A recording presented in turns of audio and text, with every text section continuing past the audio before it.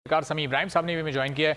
समी साहब, बोल के खिलाफ एक के बाद एक कार्रवाई हो रही है। अभी जमानत हुई है शुएब साहब की, 5 दिन तक उन्हें जिस्मानी रिमांड पर रखा गया और अब सिद्दीक जान के खिलाफ ये नोटिस आ गया।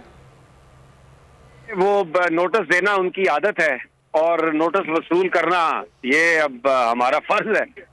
कोई ऐसी बात नहीं, हम ये जितने मर्जी नोटिस देते रहे, हम उन नोटिस को एक्सेप्ट करेंगे। अभी सिद्दीक जान ने पिटीशन जमा करा दी है यहाँ पर इस्लामाबाद हाई कोर्ट में और उसको नंबर भी लग गया। कल सुबह 9:30 बजे उसकी समाअत होगी और ये इस वक्त बहुत सारे जो हमारे जो सहाफ़ी दोस्त हैं वो इस्लामाबाद हाई कोर्ट में जमा है और यहाँ पर हर बंदा जो है वो उसका एक अपना आज़्म है और ये बिल्कुल फरसूदा झूठे ये जो मुकदमात का अब देखें ना, FIA को इस्तेमाल किया जा रहा है। वो नोटिस दे रहे हैं, SOPs के तहत ये गिरफ्तार नहीं कर सकते। ये रात से गिरफ्तार करने की कोशिश कर रहे हैं। ये गिरफ्तार नहीं कर सकते, ये नोटिस भेज सकते हैं इंक्वायरी का, उसमें ये PFUJ को इन्वॉल्व करके स्टेटमेंट दे सकते हैं, लेकिन ये दंदनाते फिरते हैं कि ये हम गिरफ्तार करेंगे, क्योंकि बेसिकली ये सब कुछ डराने धमकाने के लिए है। लेकिन मैं आपको ये बता दूं कि ना हम पहले डरे हैं, ना हम अब डरेंगे, ना हम पहले झुके हैं, ना हम अब झुकेंगे। इंशाल्लाह बोल हक सच के लिए बोलता रहेगा। सिद्दीक जान भी हमारे चैनल का हिस्सा है, हिस्सा रहेंगे। किसी तरह से भी कोई दबाव हम पर नहीं है।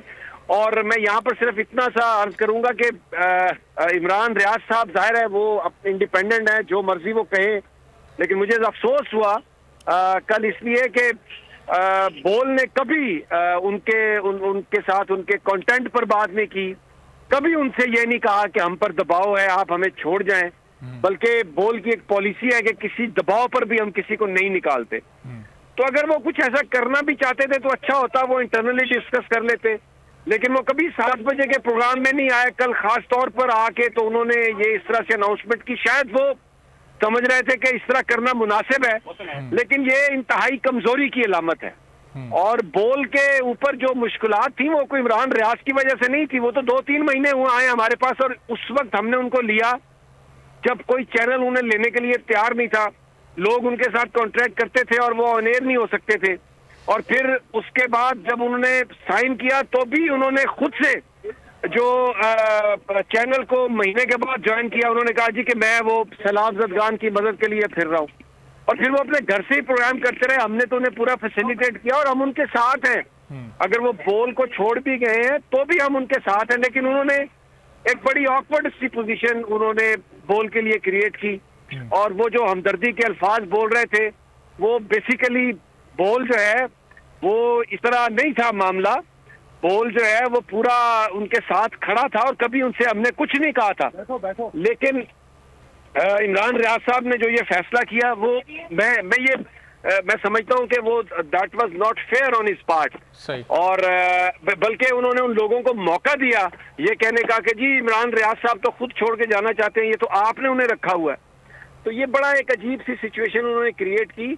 अगर वो ये सब कुछ ना कहते तो मेरा ख्याल है बहुत बेहतर होता और मुकाबला करते जिस तरह हम सब कर रहे हैं। हम फिर भी उनके साथ हैं, वो जहां पर भी हैं हम उन्हें हमारी बेस्ट विशेस है और हम उनके साथ खड़ा रहेंगे। हम वो जिस मकसद के लिए हैं, हम समझते हैं कि वो एक बोनाफाइडी लेजिटिमेट एक जर्नलिस्ट हैं और बड़ी कोशिश कर रहे हैं और उनकी बड़ी खिदमात हैं और हम उनको ऑनर करते हैं, एक्नॉलेज करते हैं। लेकिन जो बोल के हवाले से जो गुफ्तगू हुई और फिर जिस तरह से सोशल मीडिया पर चीज़ें चली और फिर अब ये कि शायद ये रेजिग्नेशन उन्होंने को बोल के दबाव पर दिया, तो ये मैं बताना चाहता हूँ पूरे लोगों को, अपने तमाम पाकिस्तानियों को, कि कोई दबाव नहीं था उन पर। उनका ये अपना फैसला था, उन्होंने खुद से किया और हम समझते हैं जो तरीका उन्होंने, मैं समझता हूँ ज़ाती तौर पर जो तरीका उन्होंने इख्तियार किया वो इंतहाई नामुनासिब था। इसलिए कि हफ्ते में 3 उनके प्रोग्राम होते थे, 3 घंटे, और 7 दिन में बाकी जो सारा कंटेंट था हम पर दबाव कोई इमरान रियाज की वजह से नहीं था। और ये तो हमारा एक बयानिया है जिसमें हम जजेस के साथ खड़े हैं, जिसमें हम खान साहब के साथ खड़े हैं, उसमें इंडिविजुअल मैं भी बात करता हूँ। अभी आज सिद्दीक जान को नोटिस मिला है FIA ने, तो जो सबसे बड़ा जो थ्रेट था जिसके ऊपर था, जिसको रात गिरफ्तारी की बात हो रही थी, वो तो सिद्दीक जान है, उसने तो नहीं छोड़ा। और वो कह रहा था इमरान रियाज से कि यार ये ऐसा आप मत करें, और स्क्रीन पर आकर उन्होंने इस तरह से बात करके एक ऐसा तासुर दिया शायद बोल की मैनेजमेंट कोई कमजोर हो गई है, कोई कंप्रोमाइज कर रही है। बहुत उन्होंने ये जो पूरा काज है ना, मैं समझता हूँ कि मतलब मैं फिर भी ये कहता हूँ कि ये उनका एरर ऑफ जजमेंट है। मैं उनकी नीयत पे शक नहीं कर रहा, बट अगर वो ये ना कहते तो अच्छा था। सदीक जान की मैं आपको बात बता रहा हूँ, डट के खड़ा है, बोल उनके साथ खड़ा है, पाकिस्तान के साफी उनके साथ खड़े हैं, और हम ये आए हैं हाई कोर्ट, कल 9:30 बजे फिर आएंगे। अच्छा होता अगर आमिर वकार ख्वाजा आमिर साहब अगर आज ले लेते, लेकिन जाहिर है उन्होंने एक हाई कोर्ट के अपने एक रूल्स हैं।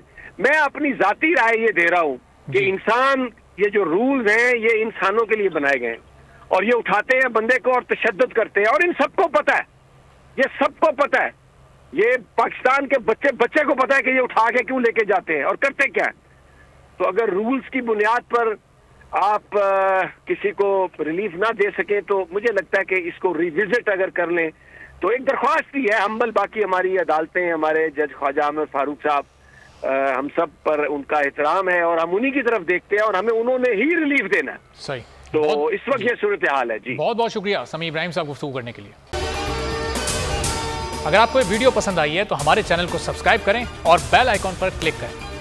को चेयरमैन बोल शोएब शेख के खिलाफ मनगढ़ंत, झूठा और बेबुनियाद केस। हुकूमत इंतकामी कार्रवाइयों पर उतर आई। रिश्वत देने के झूठे इल्जाम के पीछे असल हकायक वो ले आया अवाम के सामने। सिंध हाई कोर्ट की जानिब से 10 मार्च को एग्जैक्ट केस में बरियत का फैसला भी दे दिया गया, जो रिश्वत केस इल्जाम को झूठा और बेबुनियाद साबित करने के लिए काफी है। सवाल ये उठता है, न रिश्वत लेने वाला न देने वाला मौजूद, तो फिर ये मुकदमा क्या है? गुज़िश्ता 5 सालों में ना तो कोई गवाह पेश हुआ और ना ही कोई सबूत सामने आया, जबकि कोई इंक्वायरी अमल में नहीं लाई गई। जब मुल्जिमान से कोई तहकीकात नहीं की गई, कुछ साबित नहीं हुआ, तो फिर ये मुकदमा क्या है? इससे कबल केस की इंक्वायरी कमेटी के सामने खुद जज कादिर मेमन ने रिश्वत के इल्जाम की तरदीद की थी और कमेटी को तहरीरी तौर पर आगाह भी किया था। इस झूठे और बेबुनियाद केस की कानूनन कोई हैसियत नहीं। सिंध हाई कोर्ट इस मुकदमे में शोएब शेख को बरी कर चुकी है, तो फिर इस नाम नेहाद इल्जाम की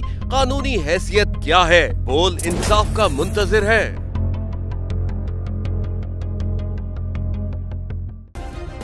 सब्सक्राइब करें और बेल दबाएं ताकि कोई खबर रह न जाए।